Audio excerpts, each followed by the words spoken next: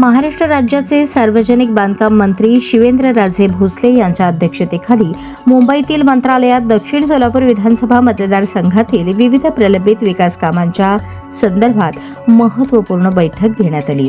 यावेळी मतदारसंघातील रस्ते, पूल तसेच इतर पायाभूत सुविधांशी संबंधित प्रलंबित कामांचा सविस्तर आढावा घेण्यात आला। यासोबतच या बैठकीदरम्यान रस्ते दुरुस्ती व मजबूतीकरणाच्या प्रलंबित प्रस्तावांचा आढावा घेण्यात आला। नवीन रस्ते विकास कामांना प्रशासकीय मान्यता देण्याबाबत चर्चा करण्यात आली।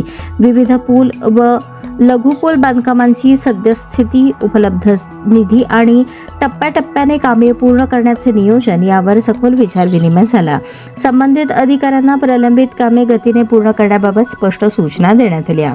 यासोबतच काही विषयांवर विशेष चर्चा करण्यात आली। यात राजूर तालुका दक्षिण सोलापूर पुलाचे काम सुरू करणे, पाकणी ते राष्ट्रीय महामार्ग रस्त्याच्या झालेल्या निकृष्ट कामात दुरुस्ती करणे, खोडगी आहेरवाडी मद्रे हत्तूर तालुका दक्षिण सोलापूर रस्ता MSRDC मध्ये समाविष्ट करणे, सोलापूर अक्कलकोट दुधनी गाणगापूर रस्ता करणे, सिमेंट कंपनीसमोर जाणाऱ्या रस्त्यावर उड्डाण पुलाचे बांधकाम करणे, रस्त्याच्या दुतर्फा वृक्ष लागवड, मंद्रुप येथील मंजूर असलेल्या ट्रॉमा केअर सेंटरचे बांधकाम, हिरज रेशीम पार्क येथील सुधारित अंदाजपत्रकास मंजुरी देणे, केंद्रीय मार्ग निधीमधील मंजूर कामाचे अंदाजपत्रक तात्काळ करून निविदा राबवणे, भंडारकवठे सबस्टेशन समोरील रस्त्यांसाठी भूसंपादनाची कामे, नाबार्ड अंतर्गत प्रस्तावित केलेल्या कामांची मंजुरी।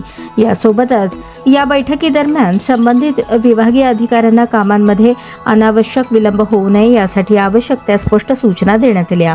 लोकहिताच्या दृष्टीने सर्व प्रलंबित कामांना प्राधान्य देऊन वेळेत काम पूर्ण करण्याचे निर्देश देण्यात आले असून दक्षिण सोलापूर मतदारसंघाच्या सर्वांगीण विकासासाठी ठोस पावले उचलली जातील असा विश्वास व्यक्त करण्यात आला।